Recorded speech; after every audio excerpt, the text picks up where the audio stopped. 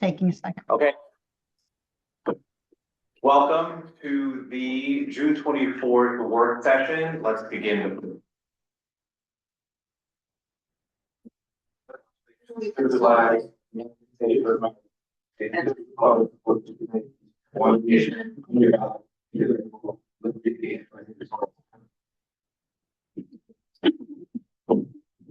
Our mayor is not with us tonight because she and her family are in mourning. Her mother-in-law, Judge Mark Reisman's mother has passed, Esther. I'd like to take a minute to have a moment of silence in memory of Esther, the matriarch of the Reisman family.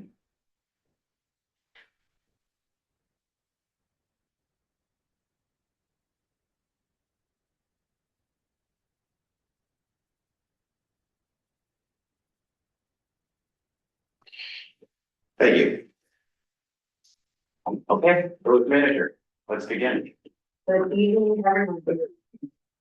So the first item on the agenda is we have Bill Baldwin and his team from Wild Culture Partners and Architecture here to talk about the presentation for the Board of Trustees and the public. And they are requesting the board approve a special permit for the 34 State Street development. So with that, I'd like to turn it over to Bill Falter and his team to go through the presentation and then discuss the nature of the special permit and what exactly this means. Or from your seat, whatever. It'll pick you up. No longer awkward. So first, thank you all for seeing us tonight, and thank you all for working on this exciting development with us. It's been, feels like yesterday, but it's been a couple of years now, and we have had a lot of productive process, a very public process, and it's resulted in a plan that we're all really excited about. We've had a lot of different meetings. We've been before your board before, but mostly we've been at the planning board. We have people here tonight who are going to speak about the proposal more specifically, but really just this is a development. It's 150 unit development in two phases, 50 unit rental development and then 100 affordable home ownership condos on either side of the Smith Robinson House. As a part of this development, we're restoring the Smith Robinson House. So a lot of that sort of was where we began this when we talked to you originally about this 2 years ago at this point. We've been on the site with a lot of you. We've been on the site with a bunch of the various boards. And we really got to a place where we have a viable development that we're excited to close on and start construction at the end of this year. So with that, I'm going to leave a presentation. You want to maybe just go to the first slide for a second? Thank you. So I'm going to run through this, Jenna, and then turn over to you. I'll run through this with you here. Give the details and then run through this. Okay. So Jenna our attorney is going to introduce this and the process. And then Michael Bevavino from Architecture is going to take you through the architecture. So once again, thanks for having us. We can sit, you can stand, whatever it is. You're welcome. I'm happy in case you change it. So for the record, Janet Harris with Development Weingarten Weiss and Whitaker is here this evening on behalf of WBT Development. As Bill mentioned, we've been before the plan for just about a year ago. We submitted our application to the planning board. Just a little bit of detail about the property, 34 State Street, as you know. Again, as Bill mentioned, it's the redevelopment of the property with a project consisting of 150 multifamily dwelling units and 3 buildings, together with 283 parking spaces where 268 are required, together with amenities and the partial reconstruction of the Smith Robinson House and other related infrastructure. Property is on the side of State Street at the intersection of State and James. It's a through lot with frontages on State Street, James and Hunter Street, and it consists of just under 6 acres, 5.9 acres.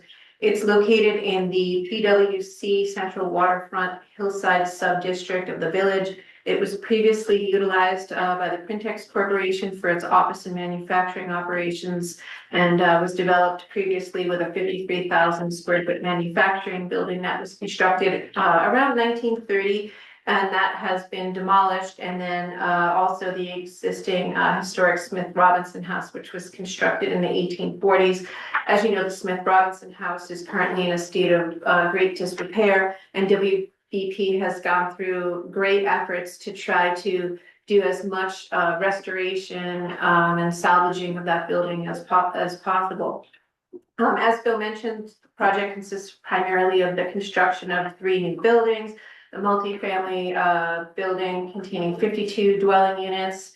The first building, the second building is also 48 dwelling units. So those are the 100 units that are intended to be for sale, affordable through AHOP. So the AHOP program from the state of New York. So what that means is that those units are offered to those who are making up to 100% of area median income, for sale at 80% of area median income amounts. And that means that they can be for sale at up to, their expenses have to be 30% of 80% of the area median income. The third building is a 6-story multifamily building containing 50 dwelling units, and that will be a rental building. The Smith Robinson House, as I mentioned, will be preserved to the greatest extent possible using the original facade. It will be connected with buildings 1 and 2, the condominium buildings, and will serve as amenity space for the project. Michael has some nice detail of that, and we can show you that in a moment. Again, the project includes the construction of 283 on-site parking spaces, approximately a little about 12,000 square feet of indoor amenity space, including about 10,000 in the Smith Robinson House. It'll have an outdoor pool, and there'll be also new infrastructure. Talk to you about the ownership and the cost of that.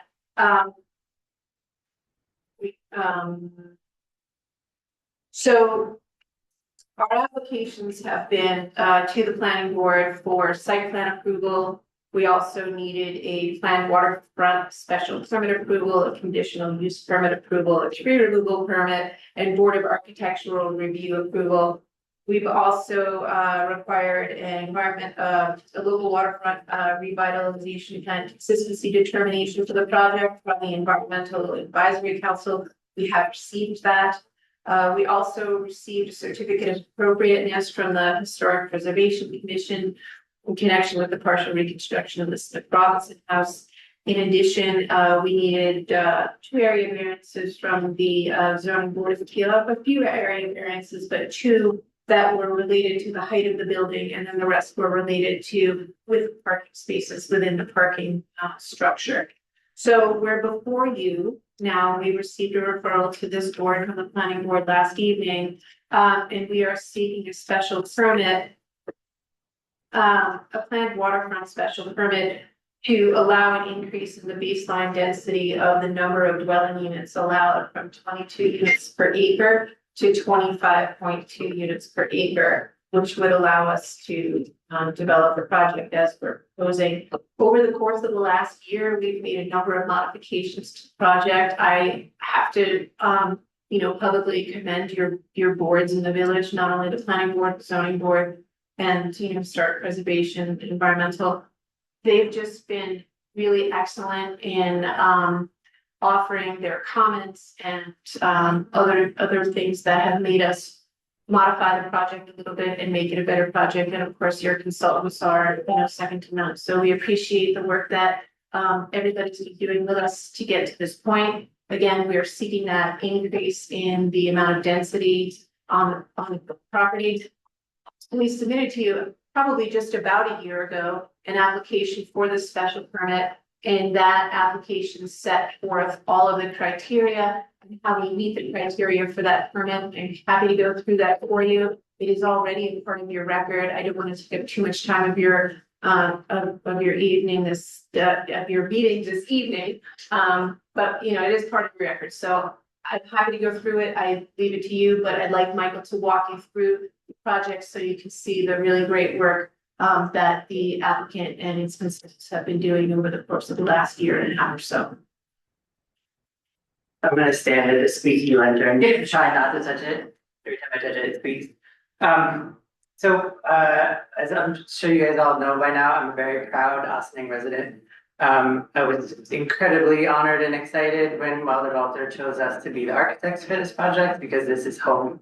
I echo what Janet says, and it was just about a year ago that we were in front of this board, and I really got to see the various villages and boards in action, how this process works in a way that was new to me, and I share Janet's sentiment that I'm very grateful for the time and effort that the village staff, the village consultants, all the various boards have put into helping us shape this incredibly important project for the community. I'm standing here today with a better project than I did a year ago, and I think that's thanks to all of the volunteers over the past year who have really helped us make sure that this is the exact right thing for the site. So I will just kind of highlight some of the architectural items. I could talk about this building for hours, as my wife would tell you, but I will stick to the highlights. So this is an aerial view of the site. Obviously, you can see that it has amazing views out towards the river and the old Smith Robinson house that's kind of fallen into disrepair. If you wouldn't mind going to the next slide. So this is a proposed development. I think one of the big shifts from our, I think two or three main significant changes from the last time we shared this with the board. One is that we eliminated the parking deck that was below the entire development.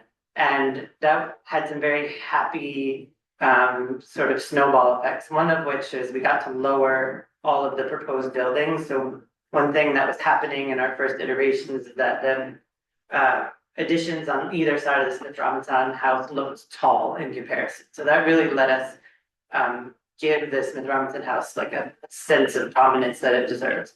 The other thing, through kind of coordination and collaboration with the traffic consultants, we revised the main entrance to just a single entrance off State Street. So that's the one you see kind of winding around the building, to really like focus the traffic flow in and out of the site. And then all of our circulation happens like within the property instead of previously we had 3 or 4 entrances into the site. A couple of little offshoots. The one on State Street and the one on James are just service entries for trash pickup and that kind of thing. And then the third, I think, significant change from the last iteration is really looking at like the architecture of the building and making sure that it both complements the Smith Robinson house while differentiating itself, and that the scale and articulation in the facade was appropriate both for the neighborhood and the context, but also like the development itself. And I've always thought of these buildings, the condo building and the rental building, as sort of like fraternal twins. We spent a lot of time just thinking about how to get the buildings to be cohesive and in harmony with one another, but at the same time, like kind of differentiate themselves. So we wouldn't mind scrolling to the next page. This is a great shot down Broad Street, one of my favorite renderings that we've done, because it really shows how we're really trying to celebrate the Smith Robinson house. I serve on the Historic Preservation Commission, so this project is near and dear to my heart for a bunch of reasons, but I'm excited that we're going to restore this building back to its past glory. We spent a lot of time documenting every bit of millwork that's left on the site that has been completely damaged, and historic research. There's only a couple photos of this thing available, but so in addition to that, like doing some research in terms of architecture that was done at the time and everything that we get our hands on to try to make sure that what we're putting back, either restoring what's there, what we can, replacing what we can't, and like recreating it in the spirit of the original structure. And then really the two condominium buildings on either side have a rhythm and a scale to them that made our best effort to break down the scale of that facade so that it felt at home on State Street. If you keep going. I get a little bit of sense of that as you move down the street towards James. The entry into the site is like on the left-hand side. Go to the next page. So this is where all of our surface parking lives. This was worked closely with the fire department to make sure that we had proper fire truck turning radiuses and clearance. This is where I imagine visitors to the development coming, where deliveries and Uber drivers and all that kind of fun stuff happens in our internal courtyard. We have this really nice landscaped island in the middle. We tried to provide as many places for greenery and landscaping as we could. There's a little pavilion sort of at the end of this long LA of trees that's in the center of this surface parking lot. So tried to, reduce and minimize the asphalt as much as we could, but all these, the three buildings sort of look onto this inner courtyard. If you go to the next slide. This is a bird's eye view of the back of the building. So the rental building, you can see has balconies facing out towards the water. There's a large deck that is shared by all the residents that will have great views out to the water. We wanted to make sure that not just the market rate tenants had access to this, but everybody there, as well as a pool that's up kind of a half a level from that deck. So you get great views out to the Hudson from the pool. Again, that's like shared by everyone. You can see kind of the parking structure peeking out below. Janet mentioned that the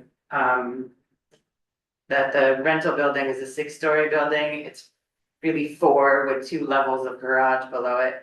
One of the things that we were very, from the outset, wanted to make sure that we weren't creating a big giant retaining wall that might have problems, as some of the neighbors have had in the past. So the building works with the topography, and you'll see in a future slide kind of how we deal with that in section. If you keep going. If you might go to the next slide. This is just a view that from the train station. You can see the building kind of peeking up over the hill. We got a lot of feedback from the children's center. There was some concern about our building casting shadows onto their play space and gardens that they have there. So we did a very detailed shadow study and mapped out the entire year just to show that our building was not casting shadows onto their spaces. So I'm proud of that too. I'm going to go to the next slide. And then one of the other things that we've committed to is a pocket park along Hunter Street. And, this is just a rough rendering. We've imagined that, there might be a sculpture here or a plaque here. We'll work with the village historian to kind of find the exact right thing, but we wanted to mark sort of the importance of this site, being a historic black park, and kind of playing sort of a permanent tribute to that down on Hunter Street. Go to the next. So this is a site plan. I think you have a pretty good sense of it. Now you see that main entry coming off of State Street, the inner courtyard where the surface parking is. If you go to the next slide.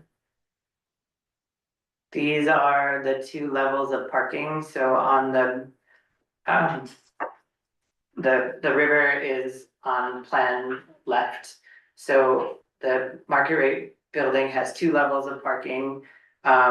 That's what the long bar is on the right hand side. And then the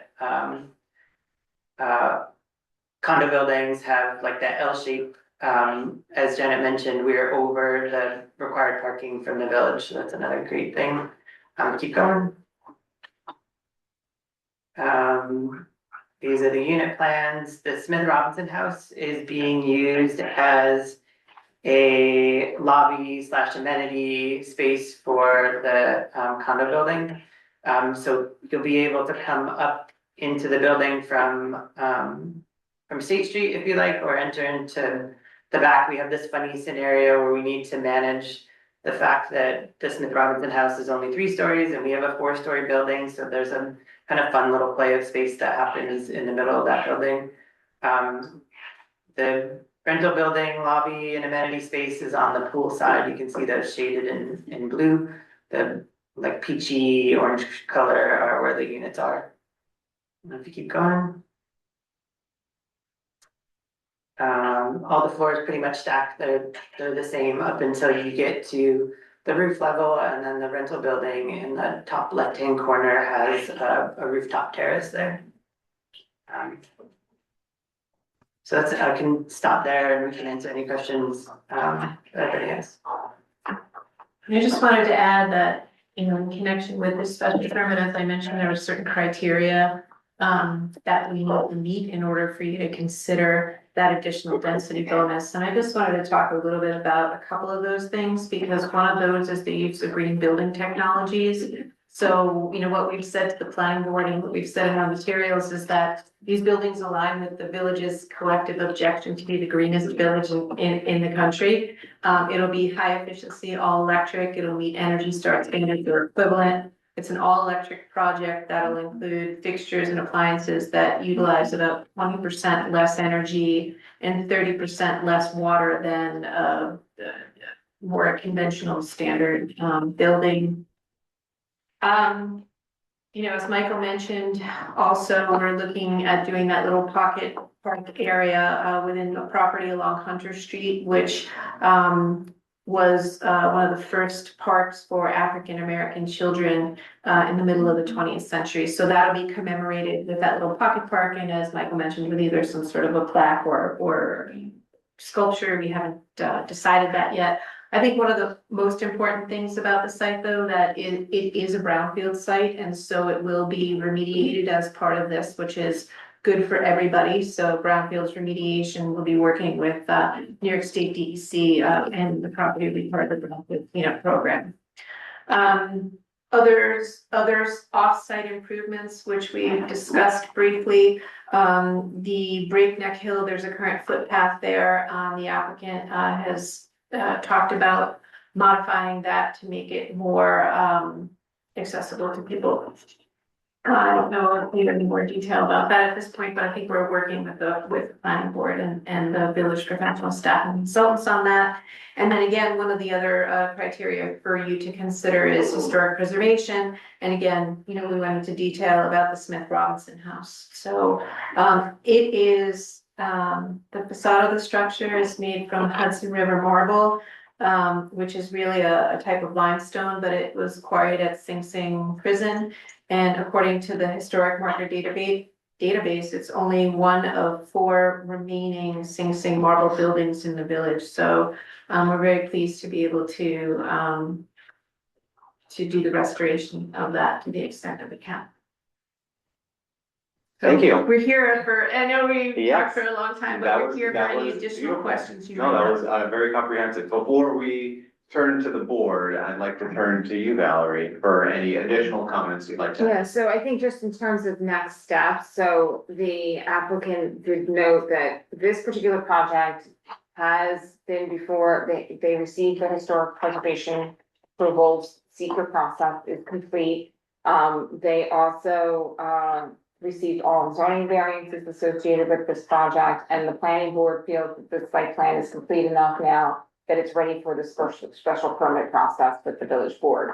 Once that is complete, then it'll go back to the planning board final site plan approval, conditional use approval, and board of architectural review approval. Thank you. Okay, let's start with trustee Pritchie. Thank you. Gotta keep on your toes. Sitting on it. Just a question, I mean, I'm excited about it.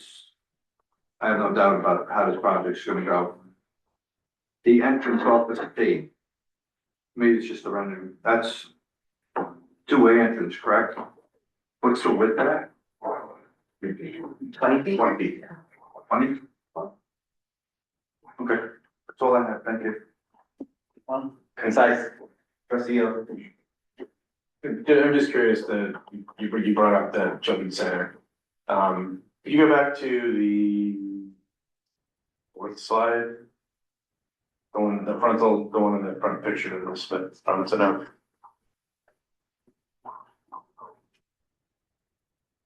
Mouse.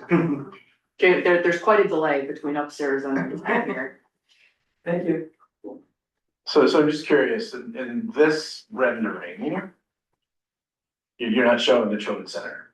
which, given the proximity, I'm assuming it would be in there somewhere. How, Property lines to the right. Yeah, property line to the right, you might catch a hair of it. so my question was, how far up the building does the, kind of like the children's center go? Like what's the elevation difference between? property? I don't know that exact, I don't know that exact measurement, because we did not survey the children's center, I'm sure we could pull the drawings, but you can see, I know this part, I mean, basically, the children's center is a one-story building, and if you were at the children's center looking at their common wall with our property, you should have looked from one to the other, it goes up pretty steeply from there. They have a retaining wall and it goes up to our property, so probably their roof, I imagine it's somewhere along our first floor. Got it. And so as part of the site plan approvals and everything, runoff concerns across the property and everything is Yeah, so I don't, appropriately addressed? yeah, do you have the engineering plans as part of? I'm sure. And just full disclosure, like, Howard's here. You brought up the children's center, I'm also on the board of the children's center. This wasn't planned, it just kind of came up. sure, Okay. I do, So I can talk everybody through it very quickly. I think, Right now, as Bill described correctly, the property slopes up and then it's kind of a knob. We've actually been asked to regrade that knob and it's gonna push the water away from the children's center, just naturally by the way we're regrading it. The reason we're regrading it was we coordinated with the fire department and they had asked that we create platforms or steps so that they have areas to set up ground ladders if need be. So just by virtue of that, we're kind of taking that hump that pitches towards the children's center and actually pitching some of that land away. All of our building runoff does not go towards the children's center. So we're really just talking about that patch of, lawn or vegetated area, which a good chunk of it goes towards the children's center now. Some still will because of the slope, there's nothing we can do about that, but we are redirecting a good portion of that. I actually have, Jamie, if I can, I'm gonna share my screen if that's all right. Sure, one moment.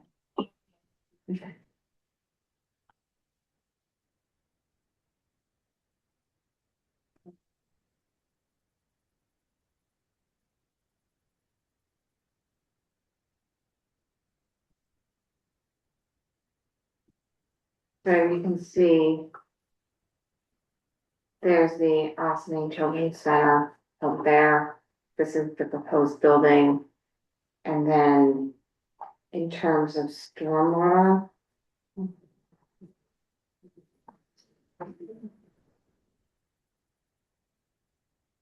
Right, this is the. So if you zoom in a little bit, you'll be able to see that the contours, the dash contours wrap around on themselves. That's the top of the knob where the water would actually run towards the children's center. Our proposed contours are the solid dark lines. You can see how they run page up, page down. That's where we're actually creating the platforms requested by the fire department. But at the same time, that's now gonna push the water towards the rear of the property and away from the children's center. This is the area of the stormwater. Yeah. Just scroll a little bit, can you go back, Yeah. It's right there. So you can see how we're regrading the knoll, push the water towards the rear of the property. But again, that was also an important part.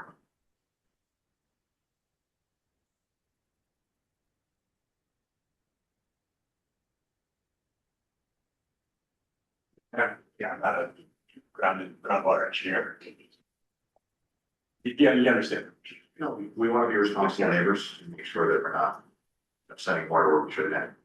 And what are the,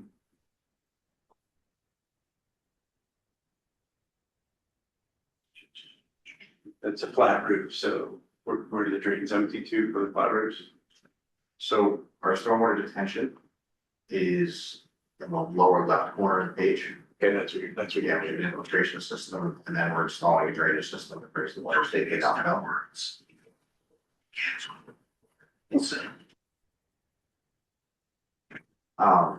What we've done is when we look at hydrology and hydraulics, we put what's called design points. Because it's areas where our runoff leaves our property and drains. Okay, and we look at time points and the proposed, make sure we're again, at the same point, we make sure that when we're done with our development, we contain the water. So that we're not decreasing flows from the property, and then we also. I mean, that's more kind of. Yeah, but, So again, well, that's kind of where I was going in terms of like question, right? Because you're putting a big impermeable surface right now where there is like permeable, right? The rest would, like, just give it the way things currently go, probably go downhill, right? And so, and if the planning board, from that perspective, has kind of taken one. The regulations require that we do discharge more water from the site than what is discharged today. So it's been designed. We looked at points along both South James and Long Concord, this over downstream of us. Make sure we attenuated flows and some fire work. So we don't just deal with the amount. And they also have to submit a stormwater pollution prevention plan, which has been reviewed by our engineer consultant, right, and the village engineer, and ultimately there will be a final version of that before building permit.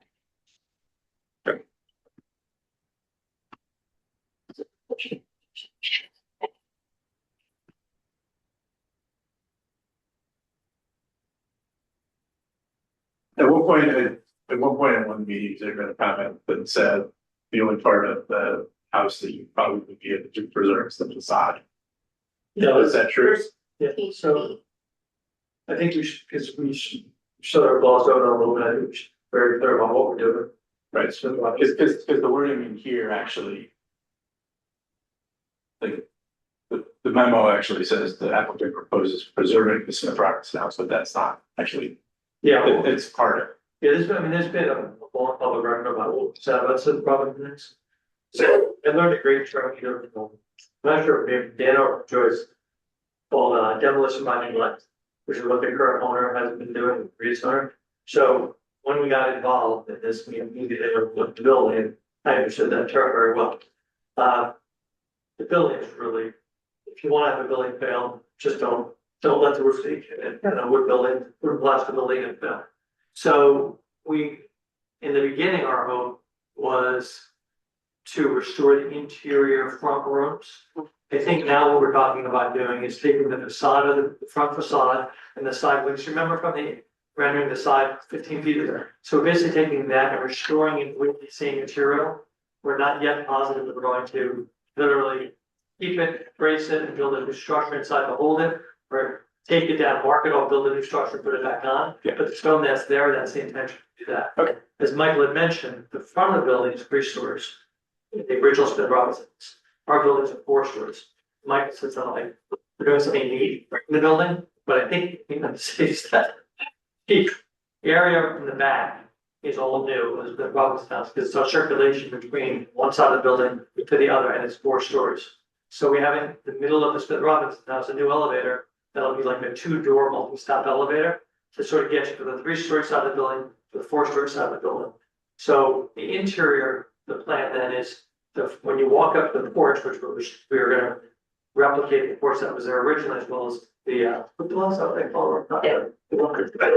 From the street, the idea is to look the same. Once you walk into the building, the front 2 rooms, plan to rebuild in the same scale as they were originally built, and to use them as amenity space. Maybe it's a history room about the history of the property there.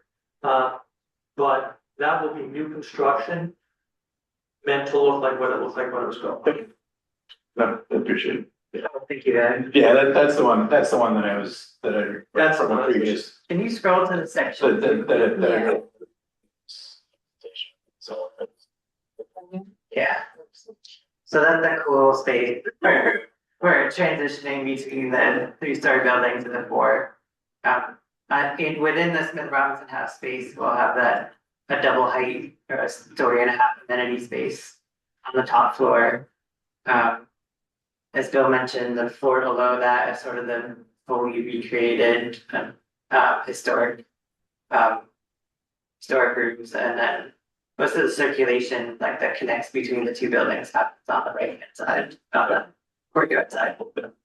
So as an aside, it's really a shame is that that building had the most grand rooms.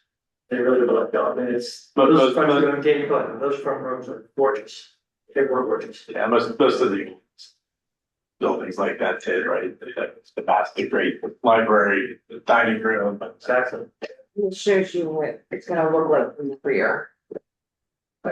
So that's obviously the rear, that's where we're not, so that's where we're putting back a 4-story facade that is in line with the other pieces of the building. Anything else on your end? Trustee White? So when you're gonna say you're gonna recreate those rooms down to the moldings and everything, or is I it? think that's what our intention is. Yeah, we combed all the moldings that were in there and have a super accurate survey of what. But there was enough left there that had fallen off the wall that we could at least get a picture of what each of those assemblies were. You know, we've done this before, the Kisco on Main Street, as you head down, go to the train on the left. We restored a house there where we had to get all new molding lines made, match the old moldings. We did 16 moldings of the house. It's ridiculously expensive, but this is a big project. And so this is in our budget to do that. So our intention is to take the moldings we can find that are all destroyed, try to replicate either with a new knife or actually want to, sometimes you can find some of moldings.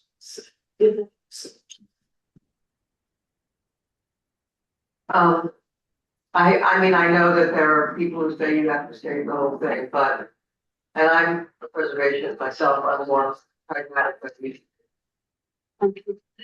And, you know, I feel that in this case, what we're getting is a whole lot better than not getting anything. And that the, you know, building will look a lot better and look like it was from the exterior, and the interior, I'm afraid, was left to rot, you know, and it did. In a short period of time. So that's unfortunate. But I'm excited to see the exterior restored and to see that Vera Newman wallpaper going up in there. But those of you who never studied her, it's amazing. Amazing, yeah. It's one of them, I mean, a lot of what we do isn't fun. The part that is really fun is when you like go down the rabbit hole of someone like her. And I know, I mean, I have a friend who worked for her, she was very much involved in employing local people. She employed a lot of local people and trained young artists like my friend. You know, took a great interest in using her business to help the local economy and help people learn skills, you know, so, you know, there was an aspect to it, it wasn't purely business, you know, she had a very good heart around respect, so. She also did it in a place where a lot of people would have done it. And Right. it's amazingly well located for what she did. Yeah, I will say that there were the two extensions on the side of the house, the one on the right was from the 20s or 30s, and it was the old Italian club, it was called the Colombian Club or something, the Columbus Club and then she built the factory, I believe, in the 50s on the other side. It was a very mid-century looking structure. There's very little documentation of the interior, unfortunately. So, there's very little documentation of this house at the mall. But it is one of 4 surviving same marble structures. Quick, who can name the others? Okay,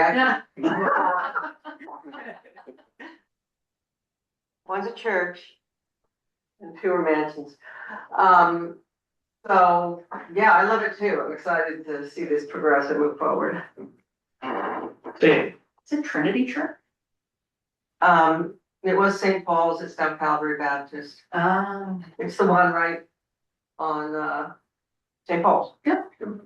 But St. Paul's moved up into the town in the 60s. See, you learn a lot. Yeah. Thank you, this is great.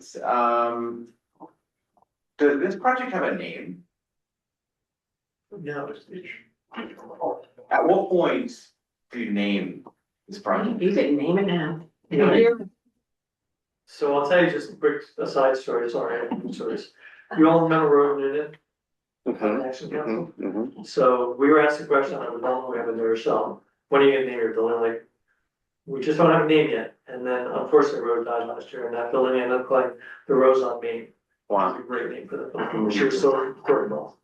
I think we would often just use an address, I think because the historical context of where the project is, I think we'd like to come up with a historical name.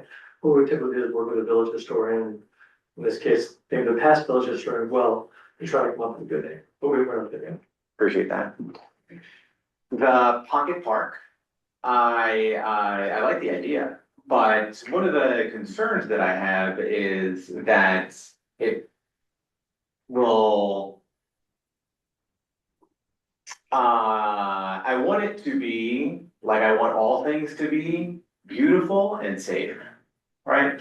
And my concern is that the pocket nature of the Pocket Park, I'm sure it will be beautiful, but are there things that we can do to ensure that it's a space that people feel welcome to be around at all times? So a couple of things about that, and it's a sort of similar comment, we haven't gotten into it yet, but on Breakneck Hill, similar question, because right now that's a very unattractive walk. And if you make it too inviting, you're solving one problem, creating another, so we're balancing that as well, we've spoken to the mayor about that, and I think also Karen, I think we talked to you some about that as well. That's sort of what we do, to create the asset without creating the liability. I think on specific to your question, on Hunter Street, it was in the image, but Michael did mention, we're also providing some parking spaces because the residents who live down on that street asked us to. So that's part of what we're trying to do for the community. I think by having the fact that there are literally houses across the street, I think makes it less likely. And I think not creating a ton of seating, but maybe a couple of benches and that's it. And keeping it forward toward Hunter Street, not pushing it back up into the slope. Now, originally, we talked about doing a bigger park further back. The problem is to us, there's no way to not have that become an attractive nuisance. It's also very steep there, and part of what we're trying to do is not completely grade out that very steep slope, which in the previously approved plan, the whole thing was just gone. So I think we're trying to balance that, being very sensitive to exactly the issue you're talking about. Yeah, that makes sense. Deputy Mayor, we've also had conversations with the police department, and the Parks Department, about, Breakneck Hill specifically, about lighting, about other things that we can do to, improve those features, and improve quality of life in the community at the same time, so. Very cognizant of the challenges. I think just, sorry to go on, but, Go on. one of the things that we're doing as a company, and the lender will be doing as well, is all taking a leap of faith that we're creating something here that will be its own critical mass, and will just help the overall neighborhood. And I think that's true, I think that's why we're willing to take the risk to do it. I think we're having, 150 condos and apartments there. We're gonna have a beautiful site, we're reconnecting to Broad Street, we're taking the sort of hole in the donut and doing something wonderful with it, with the thought that it'll help the vibrancy of the neighborhood. Thank you. Howard, I see that you're here, welcome. Do you have anything to add to this conversation? Yeah, we have a number of concerns that I'd like to share with everyone.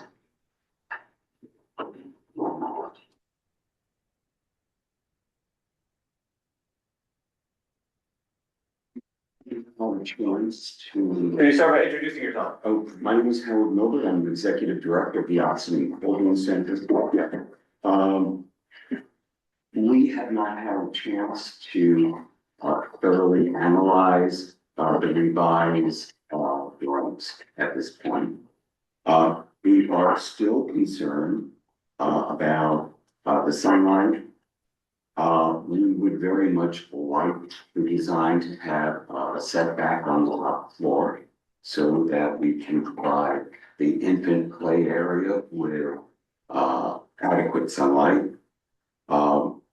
We are very concerned about traffic circulation and parking, during the, and also during the, once the building is up. We are also concerned about the way the building, traffic will work with our school buses. We have school buses that drop off at the shopping center.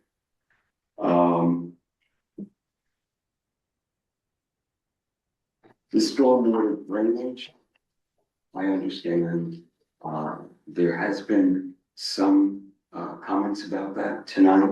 We would like our architect to go over those, the new design, just to make sure that everything is working. The environmental health and pest control, at this point, there was some activity on the lot. I'm not sure if they were doing drilling there to test the soil, but that created lots of rodents. It was so bad that what we had to do at a very, very high cost to the children's center was to put an electric fence around areas of our property to keep the animals out. And we found that was not good enough, and we still have to incur further expense to keep these creatures away from the center. I'm sorry? I did not. There was a visceral reaction from the audience. We can go on.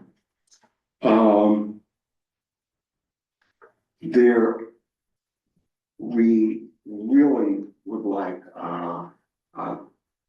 the building owners to address our concerns that we've outlined here. And I'm sure that there will be more or different ones once we review the plans. Thank you, Howard. Okay, I saw that they got a copy, so they'll take a look. You addressed the original letter to the planning board, so I'm sure that, that's all right. I'm sure that they'll take a look. I'm sure Valerie has a copy, she'll take a look. Yeah. I'll take a look. And we'll continue the conversation with these things in mind. Okay, thank you. You're welcome. Okay. So Valerie, while we were taking the opportunity to kind of comment on the pieces of the project that we felt interested in, what brought you here was a special permit. And so do you need from us thumbs with this one? What do you need? You need to call, you could call a public hearing. So next week you could have a resolution calling for the public hearing. Public hearing would be on July the 15th. And at the close of that public hearing, the board can make a determination if it wishes to grant the special permit with any conditions or anything like that. But that's the next step. It has to be a public hearing. Is there anyone opposed? Oh, No, I want to circle back to something. Circle away. Of course, me, I circle back to the driveway. All right, and you told me it's 20 feet, but when I go to Appendix A in the fire code, I presume you guys use that. But we have two aerial apparatuses, they say the minimum is 26 feet. That's for aerial apparatus access roads, and the entire road does not need to be 26 feet. So we've worked with the fire, we've met with them numerous times. Who'd you be with? The chiefs, The chiefs, okay, yeah. chiefs as well as Paul Fraley and the water department as well.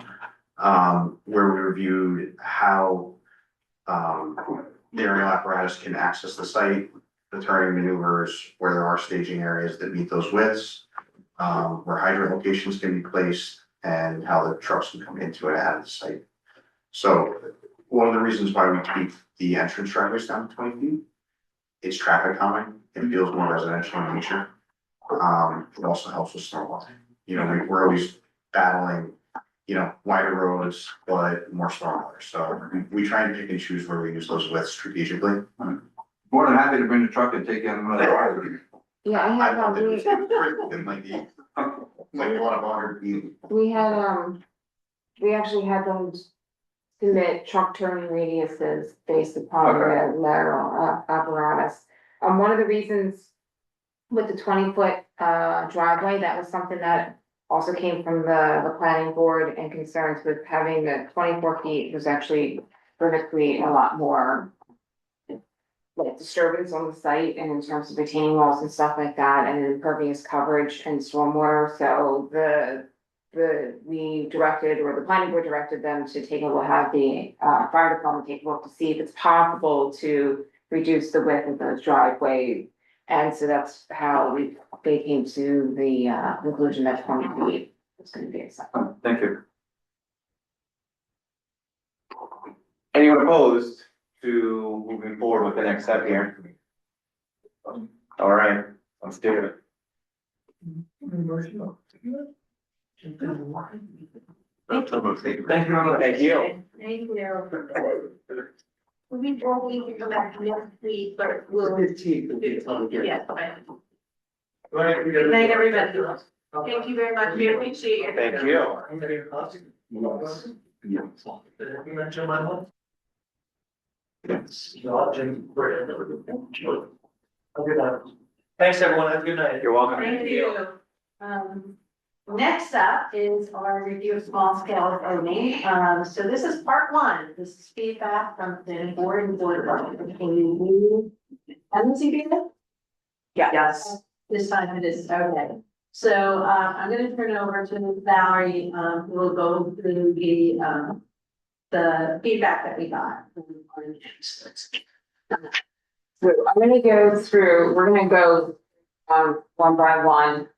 There are a couple of specific comments from the zoning board that we're gonna go through and have present them to you as we go through. So the first is landscaping and lighting. You've already reviewed this, I think, twice. I think the biggest change in the landscaping and lighting is on the share the screen. The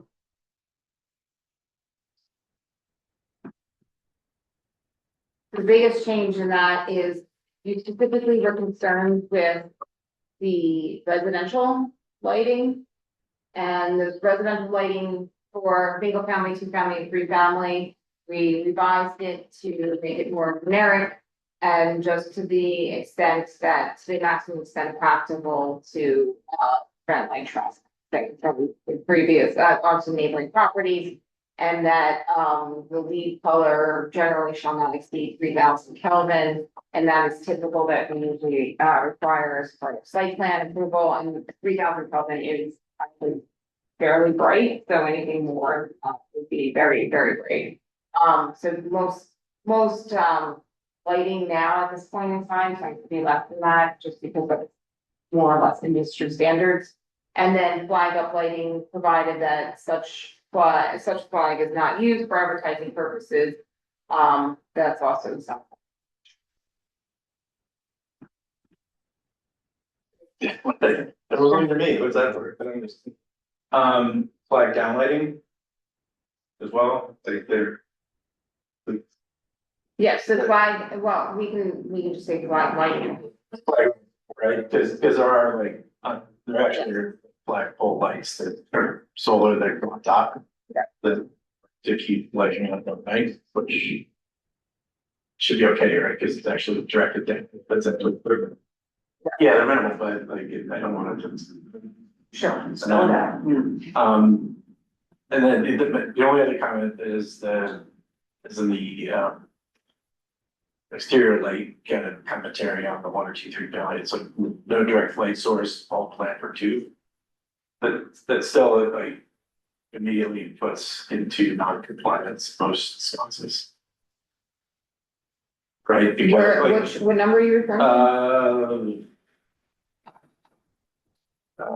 D, B, 2. So, And I can show you Yeah. pictures, right, because I like drove around the neighborhoods. Okay. And I took a bunch of pictures of. But the way I read it, like that now becomes illegal. Right, so I thought we removed all of those in terms of, My friend says exterior lights shall be shielded so that no direct light source, all lamp or fuse shall be visible at any property. So I just drove around and took those. let's, Like, let me just look at, but why don't we meet up at the end zone? Right, because I don't think, that's for the latest, like, that's not in the latest version, so maybe. Different version. The latest version for the outdoor lighting standards for single, two family, and three family is only three things, which are. I think that was a prior one, and we removed it from the different side. He's pulling it up from the agenda now. Yeah, no, I'm. Well, you're right. that's what I actually pulled up, like I pulled it up from the agenda second. So. So I think we tried to title them all differently so that we knew that the. I mean, ones it's that we possible, were- right, it's possible that that was like from the prior one, it's fine, so. All right, I'll take a look. Yeah, so Okay. the three, I can resend it to you, but the three are, it says all outdoor lighting and externally illuminated signs shall be designed, located, installed and directed in such a manner as to prevent to the maximum extent practical light trespass at and across the property lines, and to be shielded to the extent possible so as to confine the light within the property. Motion sensor security lighting is recommended to promote safety and to reduce the amount of night lighting. That is the only requirement now in terms of like the actual lighting itself. All right, I think there's a link to an old version of I'm gonna double check it. it on the. Thank you for that. And that probably is Mhm, actually. mhm. Anything else? Okay. Oh, so that was it for, in terms of revisions to, that was the last sticking point, I think, was the lighting for the landscaping lighting. Yeah, I looked up all the different floodlights, all bags, like, yeah, all that stuff. So then the next item we want to talk a little bit about is the definitions related to stories that has not changed. So we would like to move forward with that. The exceptions to yard, this is dealing with the you recall the stairs and the exceptions for the stairs themselves. This is where we have a recommendation from the zoning board. They specifically would like to, they are proposing that instead the board at the last work session opted to have specifically only replacement of stairs to be allowed in that setback. And what the ZBA would like to have take place is actually, instead of stair replacement, just all stairs. And so their specific recommendation is to lead replacement or reconstruction. And then to allow for all stairs to go within the setback up to. Their reasoning behind that is that it's a little bit more difficult for them to distinguish between replacement stairs and new stairs. And also that they find that the encroachments are often necessary to provide access to buildings and structures and are commonly treated as exempt from yard setback requirements and other jurisdictions. So they're requesting that change to take place. And if that does, if the board decides to move forward with that change, it would specifically say.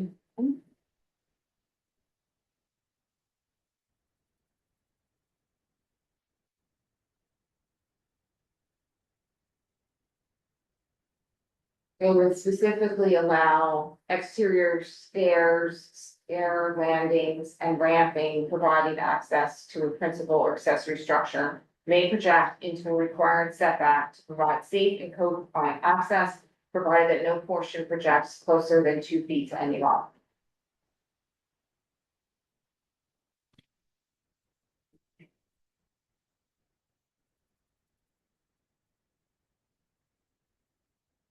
I'm hung up on the deleting replacement or reconstruction. Yes. What, either way, you're either replacing staircase or you're building a whole new set of stairs. Why do they need to know what it is? I think the issue is if somebody decides to build new stairs or build stairs, or it's not exactly. It changes the replacement, footprint. or it changes slightly in terms of like if they're putting a new porch on and then the stairs. Then it technically now is no longer a replacement. Because a replacement is generally viewed as like absolutely replacing kind, no changes, that's all. Understood, but if they're,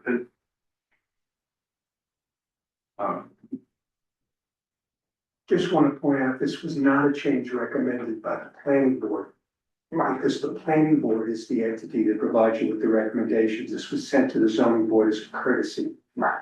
I just want, in terms of what you heard.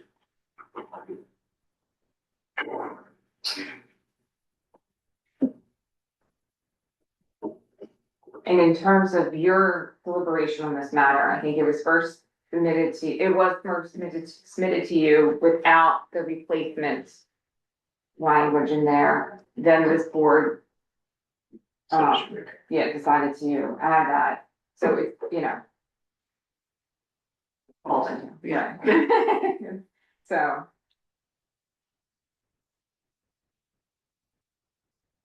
Is there a scenario where it would cause an issue, like? So here's the only scenario where like I see it might be an issue, right? Where you end up with two abutting properties that both go within 2 feet of a line, which means that there's 4 feet between two sets of stairs. Like, that's the only kind of scenario where I would see. So, either a new or, replacement construction, but I don't really. Like, we don't have big rows of houses that like are cookie cutter, like a new development, that don't really happen that way. but let's say in an existing condition that the steps or the ramp or whatever it is that they're replacing has been there and it's in the 2 foot lot line, within the 2 foot. Everything has to move, it's not gonna be permitted to be replaced. I think if I understand what you're asking, I think initially it was what you just explained, which is if someone has an existing staircase that's already in that setback. What the zoning board was asking of this board was, can you make it so that they don't have to come to the zoning board for a variance? So it would be a building permit and then they can rebuild their space. I think that's where this board was on it. The zoning board has now asked, while you're at it, any new stairs that someone's newly constructing, whether they be different from the footprint of what they're replacing, or an entirely new staircase that never existed in that space before, should also be exempted, in their opinion, from the 2 foot setback. So what you just described is where we were before sitting down today. Right. Yeah. But again, we have an exempting condition and I'm 18 inches off the property line that's existing and I wanna replace it. Why should I have to go for variance if we're talking about that we're letting them go on an administrative, right? To replace it or reconstruct it to the exact same footprint, but it was 18 inches off the property line. Where do we draw the line? I think you and I are saying the same thing. Well, no, because you're saying that now, if I'm within the 2 feet, then they gotta go to the zoning board for a variance, which you're trying to eliminate. Right? If it was an existing condition, Yes. why should I have to go to the zoning board for a variance? If I'm within that 2 feet, if we're In saying. any circumstance. Correct. Oh, I'm just saying, if it's an existing condition and I'm laying in within that line. I shouldn't have to go for a variance because we're allowing this to happen on an administrative decision. Well, I think the difficulty is, some of the prior applications, there was no record of these stairs, right? And so some of them were, coming in for the first time.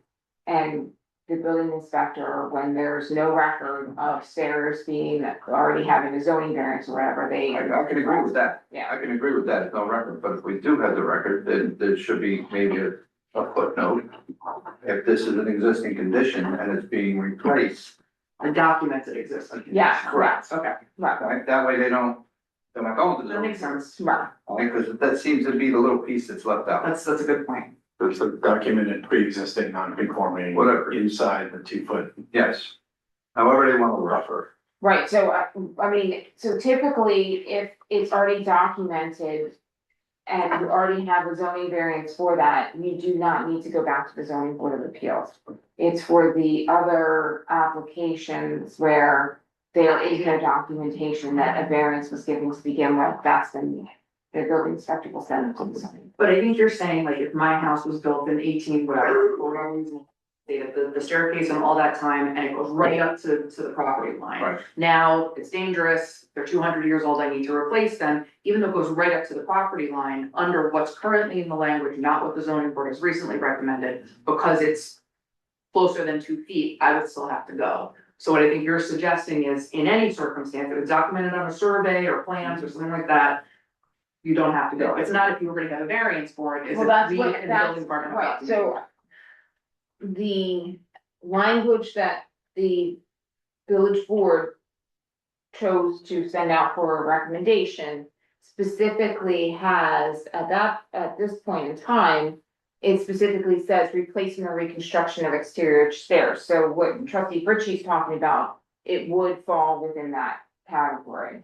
And you wouldn't have to go to the ZBA if we adopt these new regulations.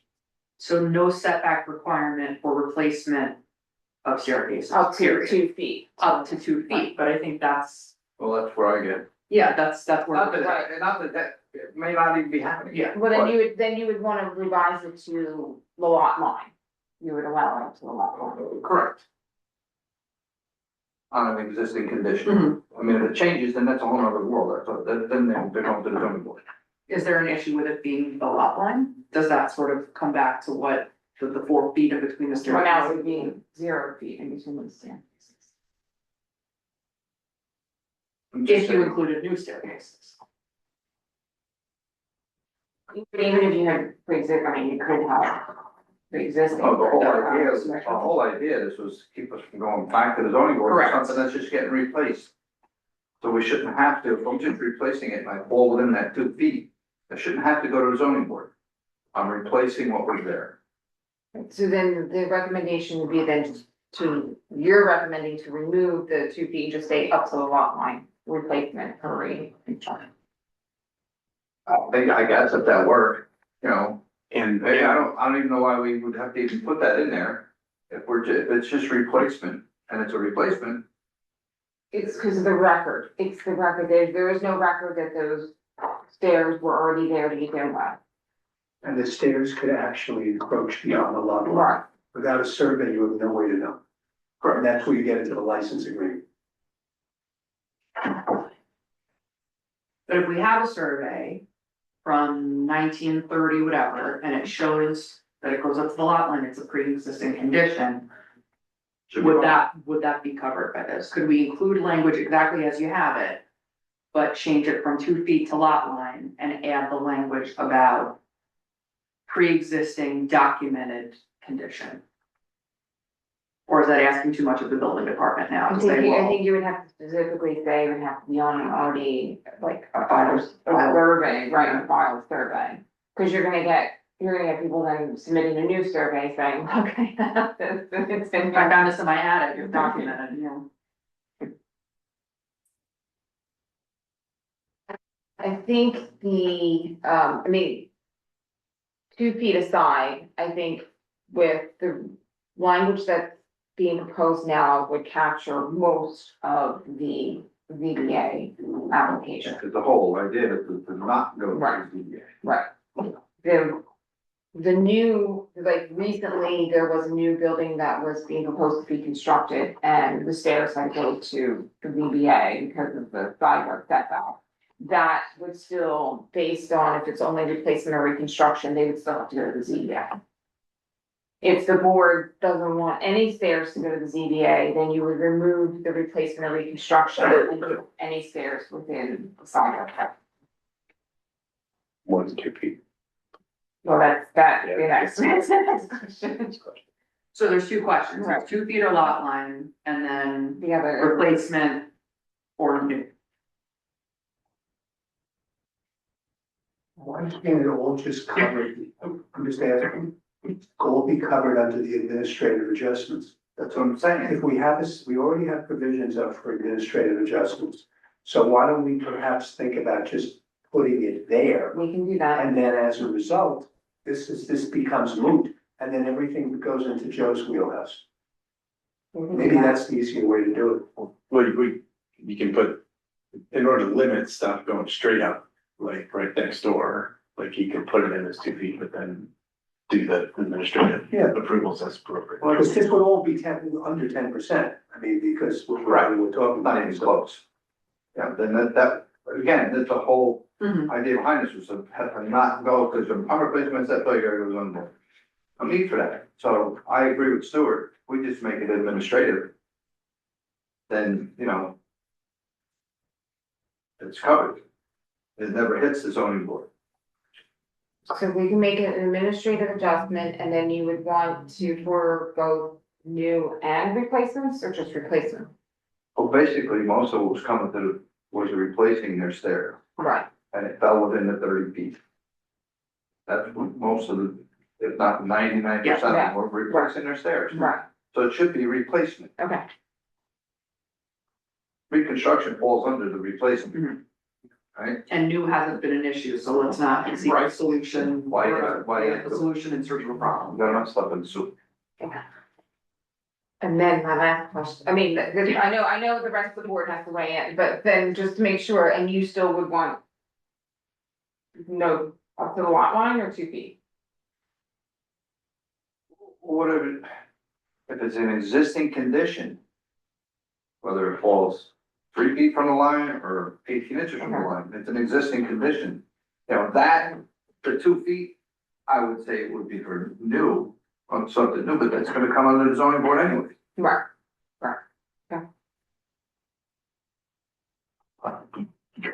Am I not? I don't have any more questions for you. Massive. Well done. I agree. You know, I mean, you can parse this in a million ways, but I mean, I want whatever is simplest and achieves what we're trying to do, which is not get repeating trips to the. My only concern, if I might, block it, is when an application comes to the building inspector. And the person says, well, I'm gonna build it up, I'm not doing it up to the lot line, because that's how it always has been. The building inspector correctly will say, are you encroaching beyond the lot line? If you are, it becomes a license agreement, and it has to come before this board anyway. So the person who, the application would have to include a survey, simple as that. I mean, that's the end of it, anyway, and I have no problem otherwise, but let them submit a survey with it. If the survey shows that they're right up to the lot line, God bless them, let them build Yeah, it. it's just one trip to the village, That's all. and it's done. And we may well have a survey on file, it's possible too.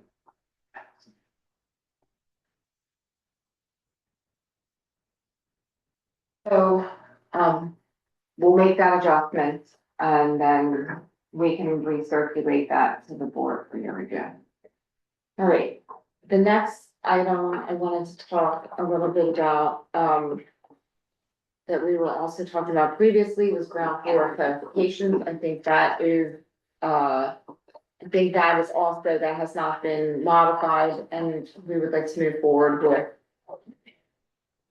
that, as well, which is, if you recall, the ground floor clarification was just specifically dealing with, what is considered a ground floor when you have sloped properties.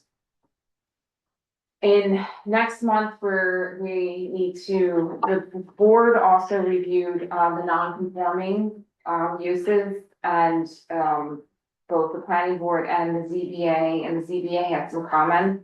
I saw that, I see that your agenda doesn't have those, linked.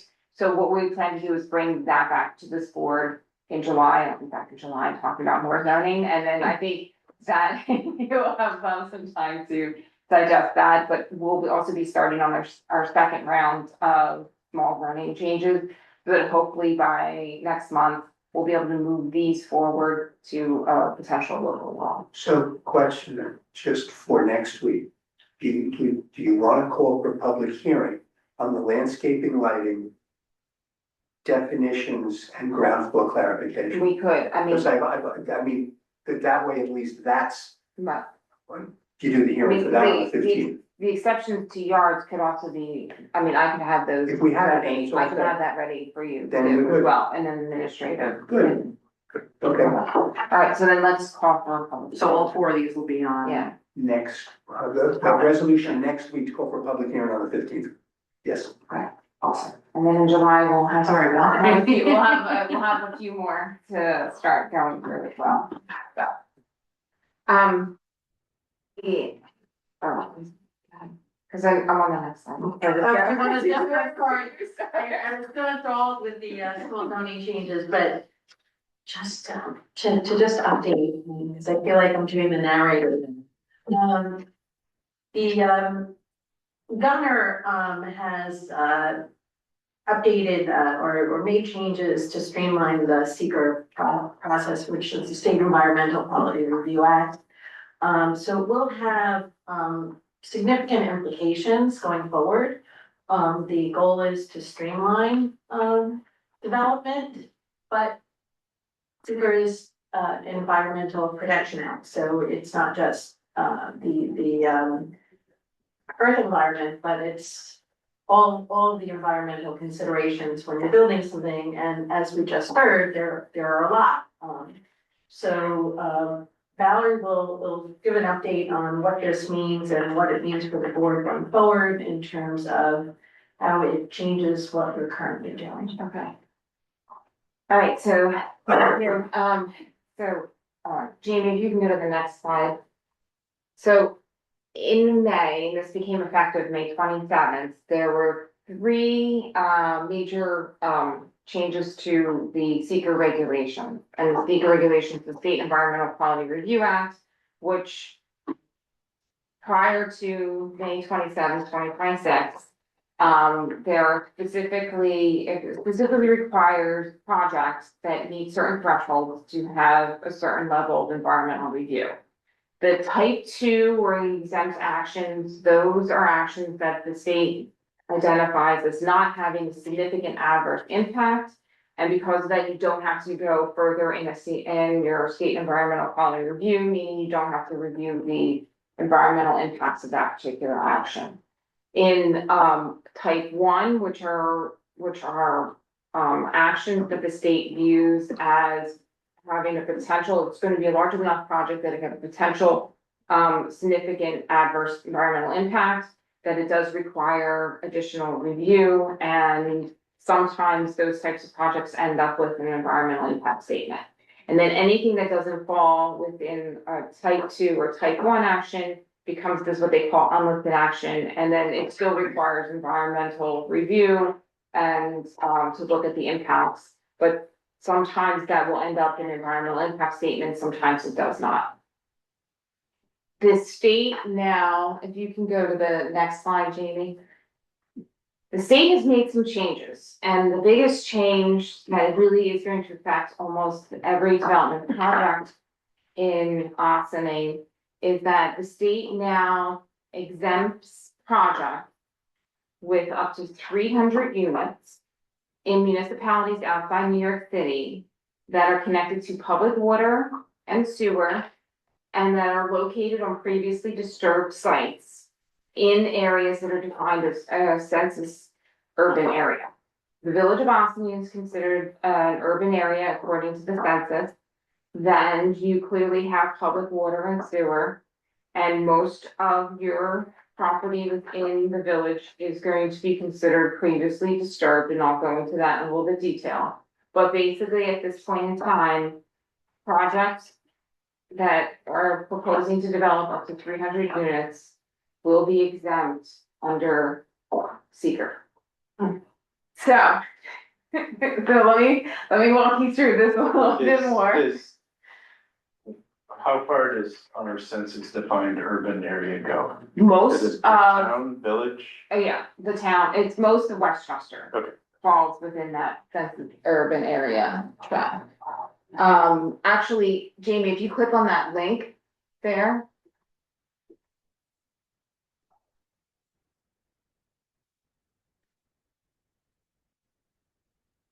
Yeah, if you can just scroll down a little bit, you'll see Westchester County. It's good for Yeah. developers, See everywhere in blue, that's all considered urban area. Yeah. Yeah, it's it's a large portion of Westchester, most of Rockland, Long Island, and New York City.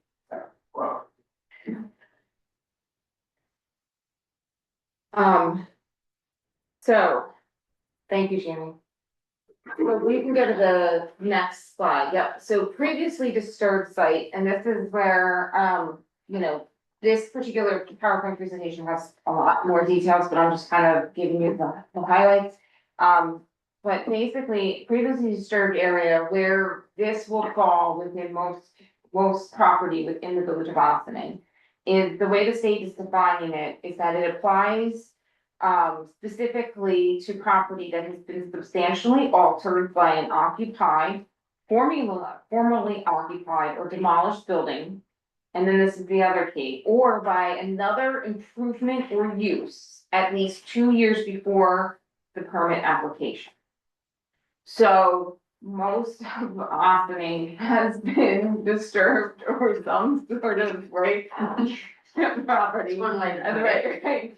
For at least 2 years, right? Right.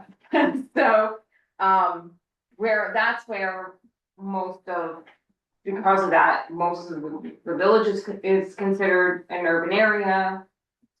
Most of the property is going to be considered previously disturbed at some point in time. And so therefore, this is really going to, fall into the 300 unit category, becomes exempt under seeker. You can go to the next slide, Jamie. And then the one after that. The other types of projects that are going to be now exempt under seeker, there's any public park projects and trail projects on previously disturbed sites. So to some extent, it will make a little bit like your reviews on, you know, some of your park improvements. You won't necessarily have to undertake seeker. And it doesn't include, like, for example, like athletic stadiums or performance centers, but it does, and especially for projects that don't serve public park recreation or open space purposes, but most of your public park projects do. Next slide, Jamie. Another exemption is that certain water and wastewater infrastructure projects will now become exempt. But a lot of this really focuses on replacement, rehabilitation, or reconstruction of infrastructure in kind. So to a larger extent, that's most of your work, but like, for example, the new water filtration plant, that would not fall under this particular exemption.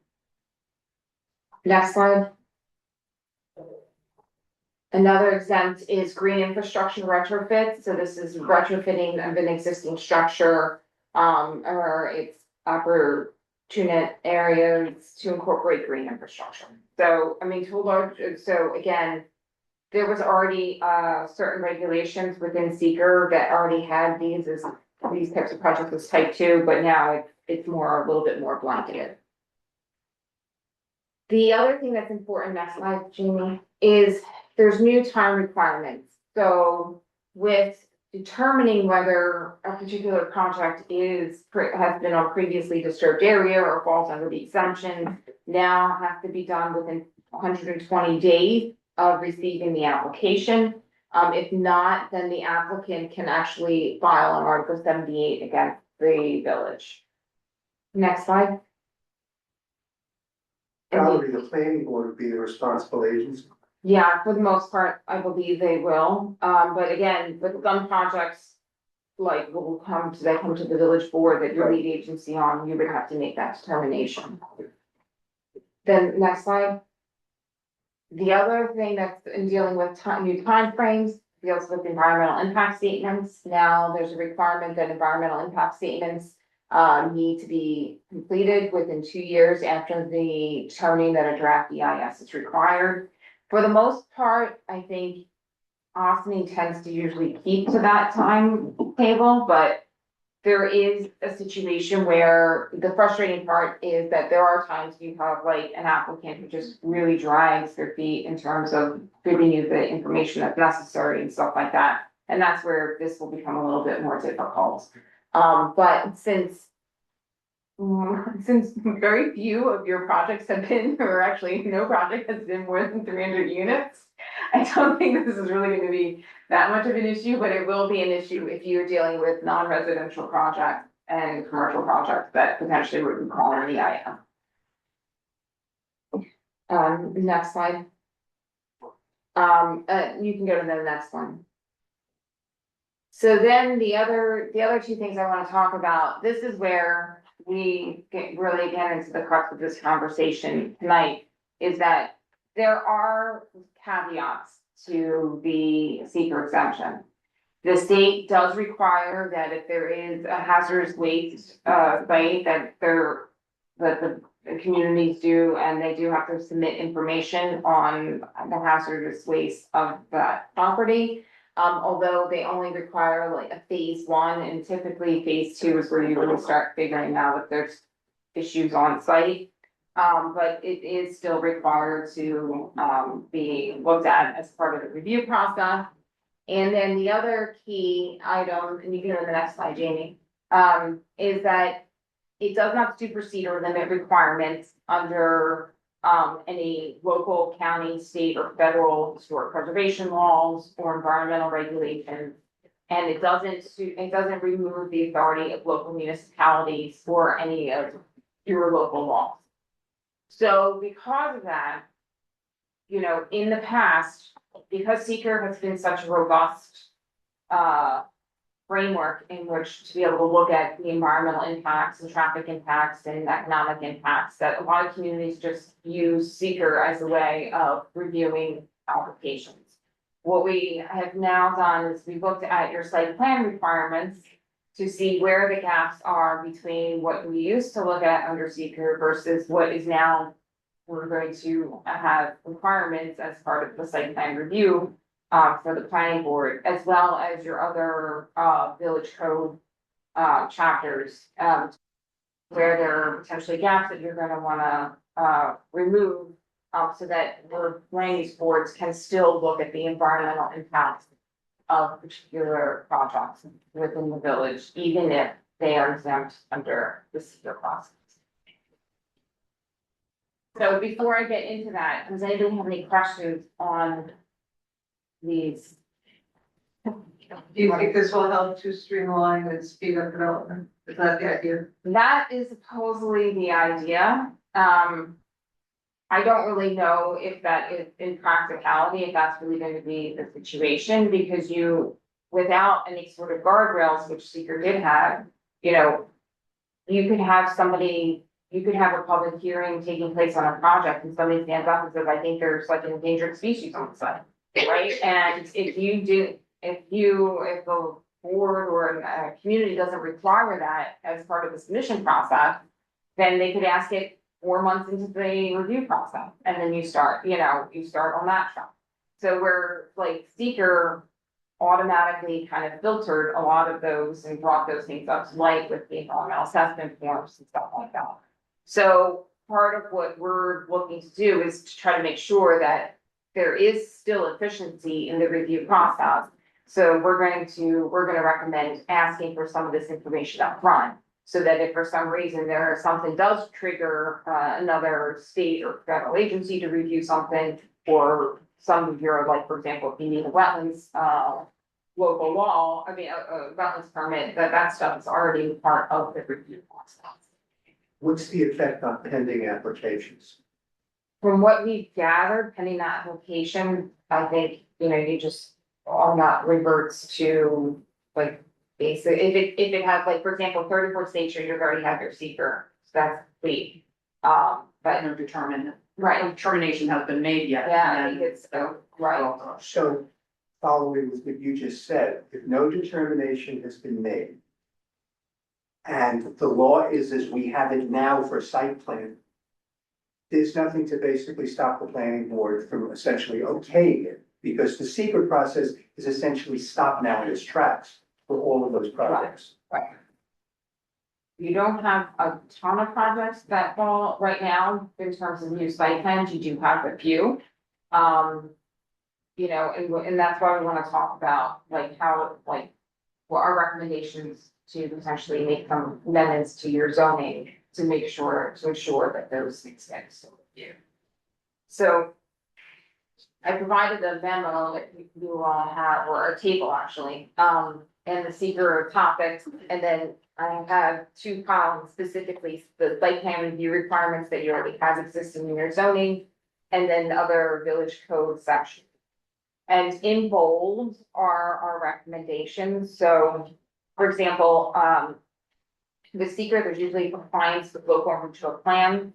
We're specifically recommending that we add in that there should be compliance with the plan and the local water conservation plans. In seeker, there is a requirement for historic, archaeological, scenic, or cultural resources. We would like to add, we're recommending you do have your historic preservation commission, you do have your historic districts, but what we're recommending is that there should be review criteria to see if project sites contains or substantially contiguous to a building, archaeological site, or sensitive area, or a district which is listed on the National Register or a state register of historic places. This is information that was typically automatically looked at as part of the seeker process, because it makes sense because we have so many historical resources within the village. Another one is critical environmental areas and your LWRP. So you do have chapter 262, which does have your waterfront review consistency. Your site plan requirements do refer to that. However, right now, the current chapter 262 does not require LWRP review, consistency review, if it's an unlisted, if it's a type 2 action, meaning an exempt action seeker. So we're gonna recommend that we require LWRP consistency review for site plan review applications. Because if not, something like the 300 unit or like 34 State Street wouldn't require an LWRP consistency review. Technically, moving forward. Another is community services. We are going to recommend that you should add submission requirements on maybe some of the impacts to schools, police, fire, and EMS. If, you know, again, not necessarily for all site plan applications, but if the planning board, requests that additional information. Same thing with fiscal, because there are some times that the planning board will have to look at what the potential fiscal impact to their project, and this could allow for the planning board to ask for that additional information. The next major topic is visual impacts and preservation. So we would like to add just visual impacts as a criteria, review criteria. What you saw today presented to you from 34 State Street in terms of the different renderings and stuff, if that is not part of the site plan review requirements, you could potentially have a developer push back and say, I don't have, it's not required for us to spend that, provide that to you. They provided it to us as part of the seeker review in that particular application. The other is threatened or endangered species or habitats. Again, same thing, that you should add a review criteria just so that the applicant provides whether that project falls within that. Tree removal, just the fact that tree removal plan is required as part of the submission. We already have your trees chapter.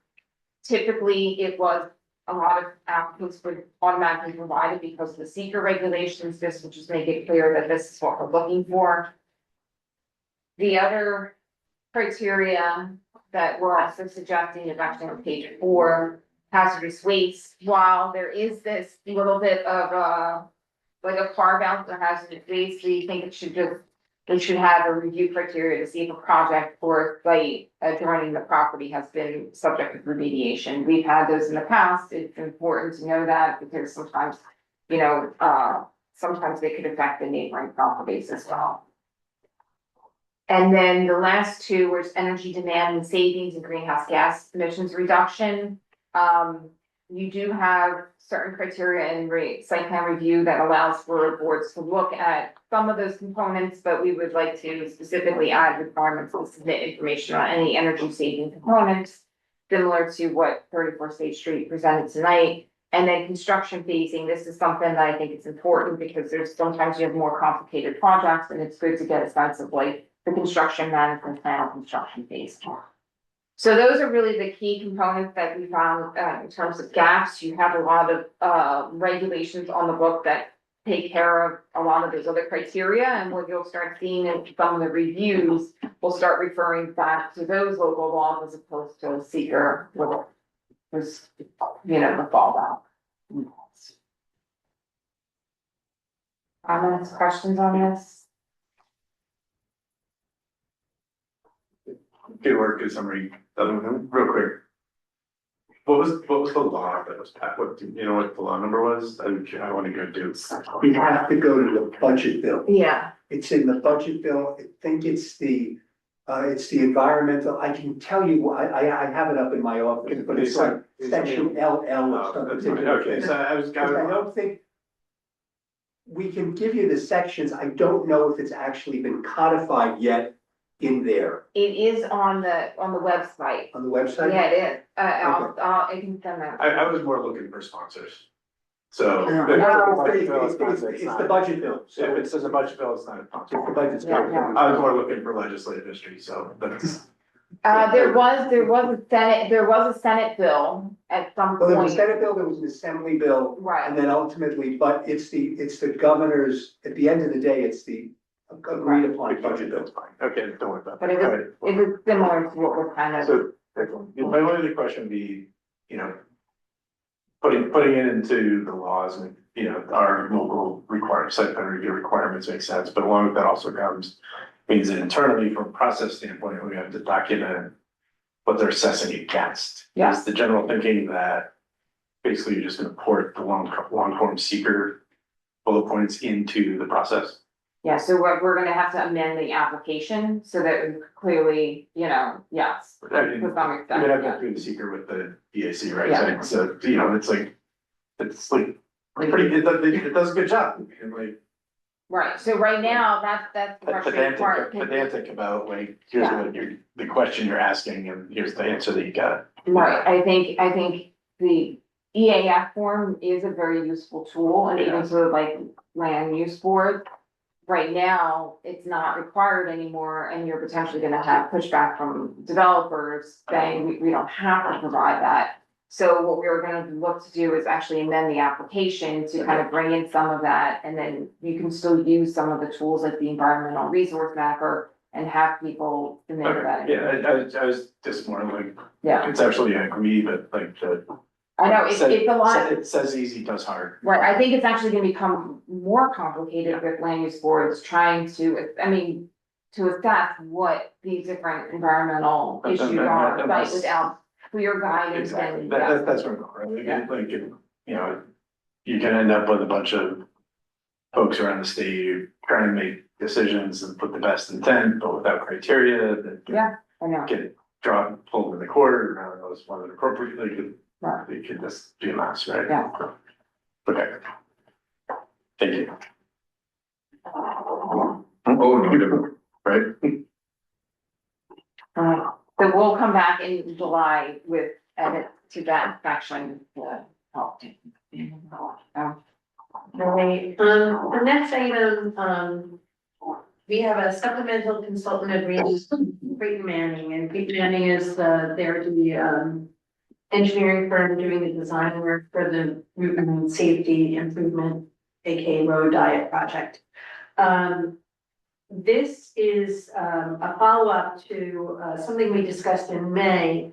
If you remember, the DOT had supplemented the budget that we had for the road diet. Part of the money, $50,000 went to design, and a little over $2 million went to the construction cost for signaling, things like that. So this is the agreement that they have with the village that we'd be asking the board to approve a resolution for me to sign the agreement that would allow us to, draw down the $50,000 of this.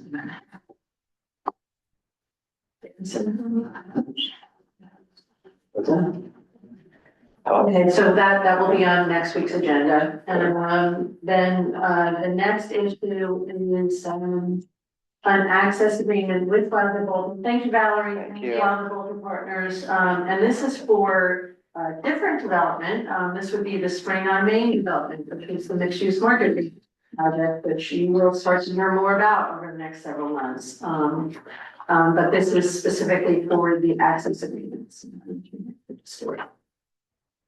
In order for Wilder Walter to, it's actually called WB Spring on Main, let's call it that. To access the 4 village-owned properties for purpose of doing the brownfield cleanup, you need an access agreement.